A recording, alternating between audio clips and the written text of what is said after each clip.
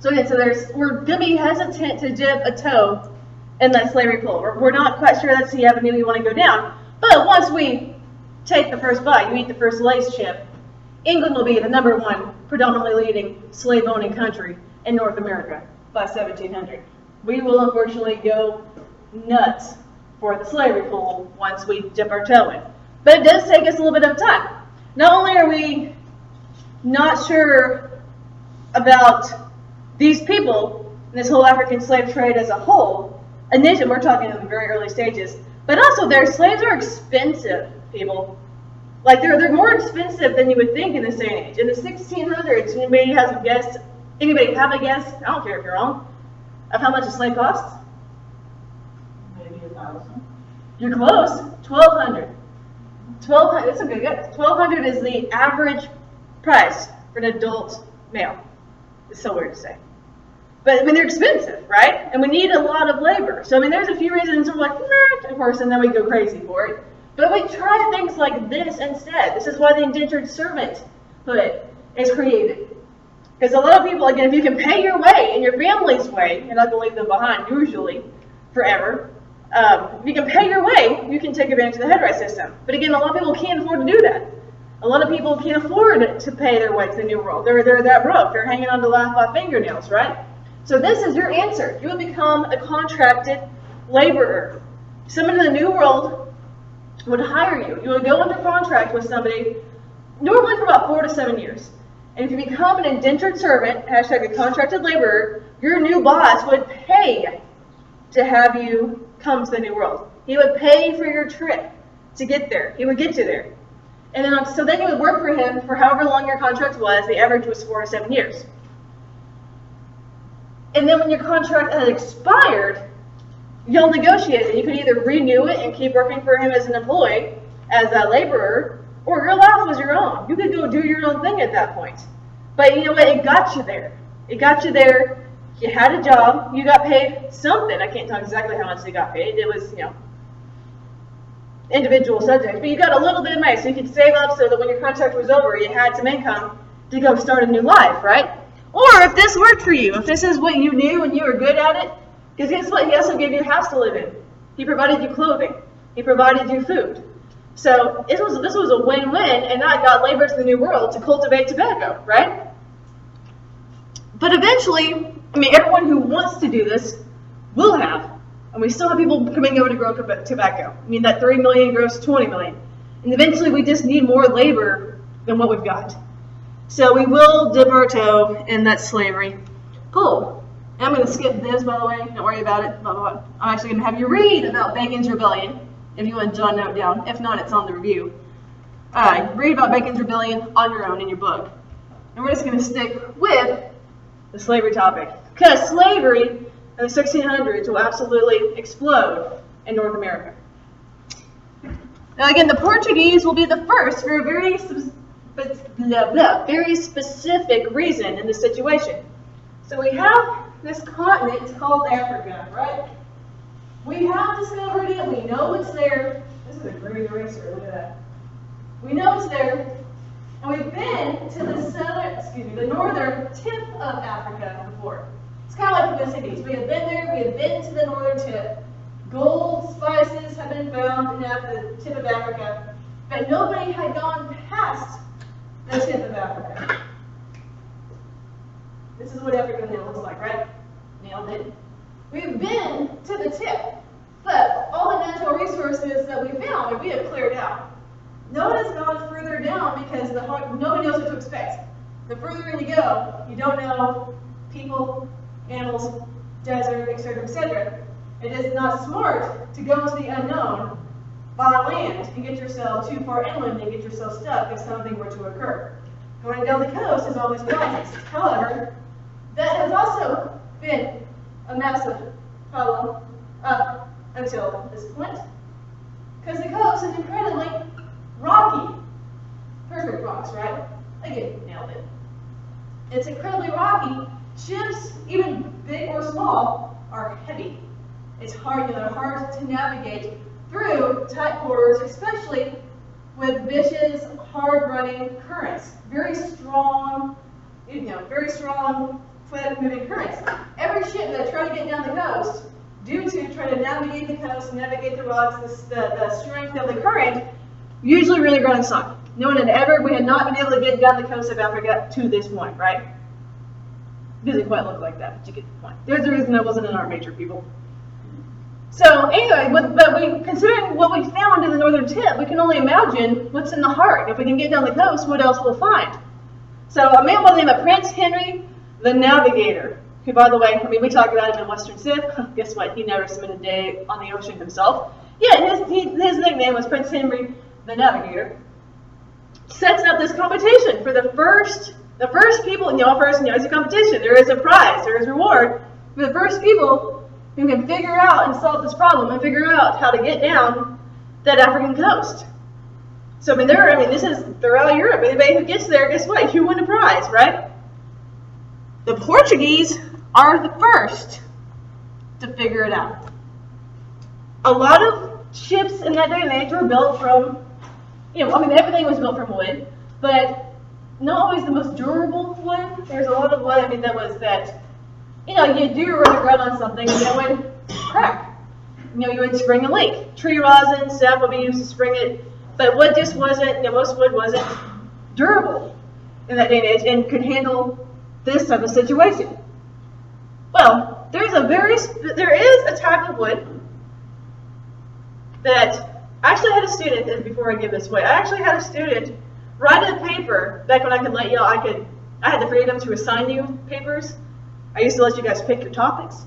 And I had a student who wrote her paper over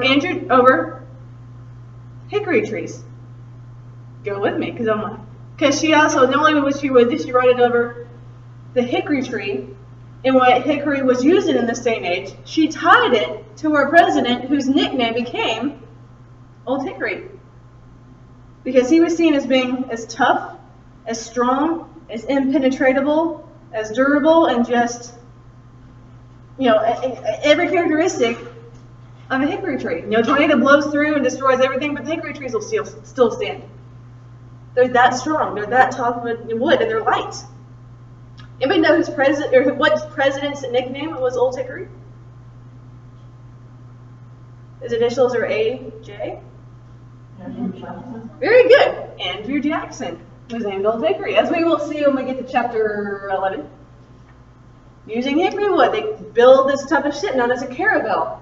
And due to the light, it's a lighter type of wood, and again, the way they built the ship, but the toughness of it, it was the first ship that successfully was able to navigate through the coast.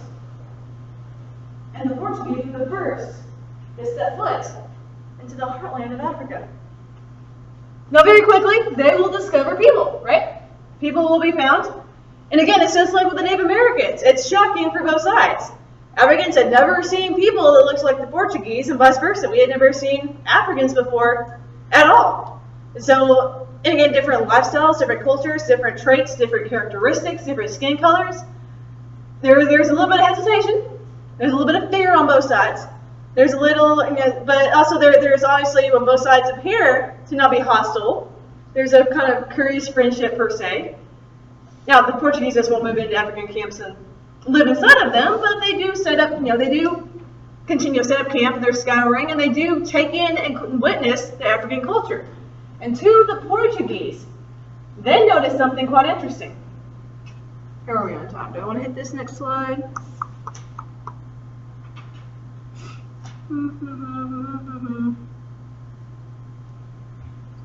Yeah, we'll hit this next slide.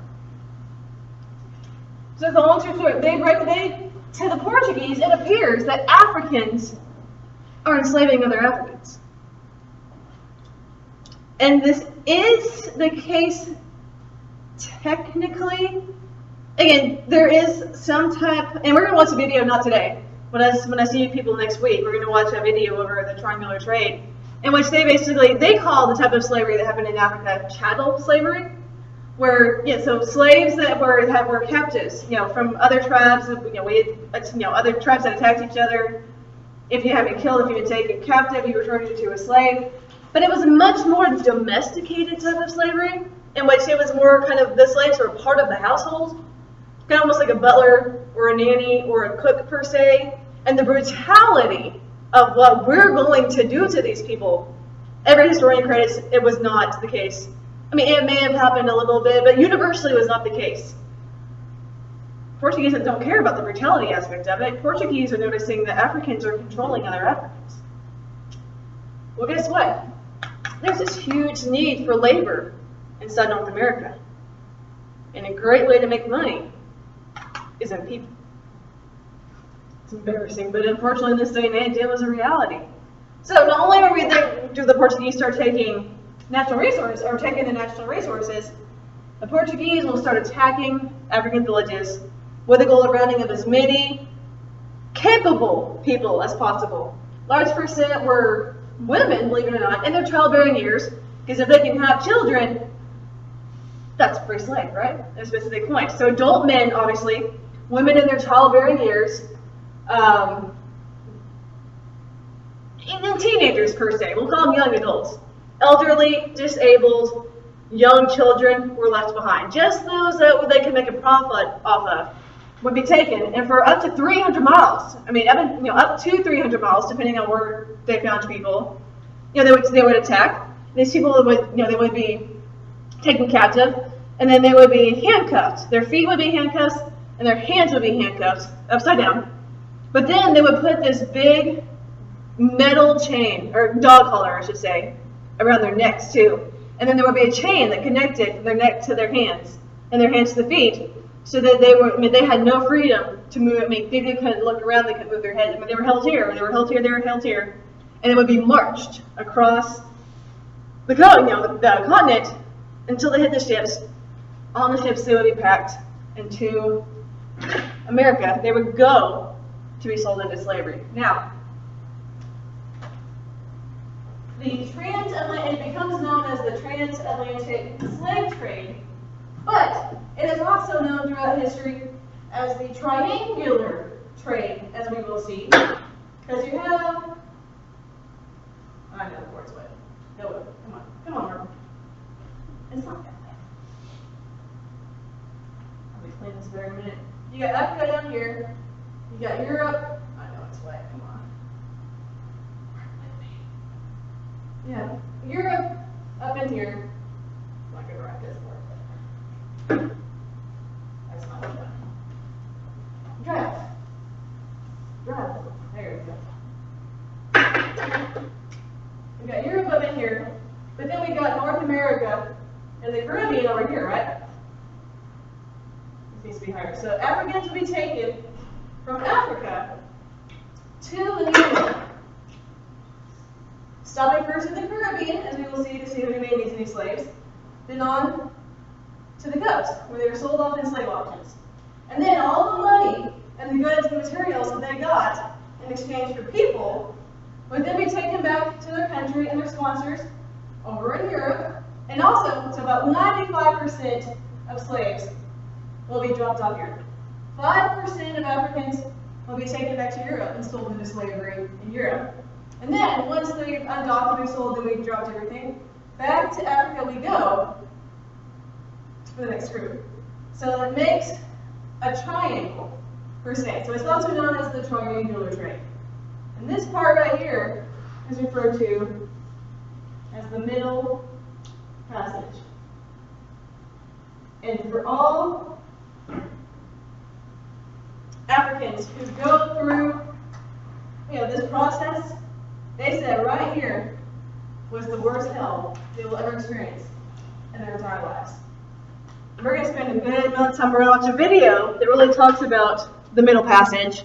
But just for a little bit of foreshadowing, that is how it will be kept as we go across. They're chained together on boats. And this is just the start. But we're going to dot right there. And we'll hit the second half of chapter 3. We'll finish up chapter 3 and probably start chapter 4 when I'll see you people next week. Have a great long holiday, guys. Everybody stay safe. Enjoy your Labor Day. And I'll see you guys next week.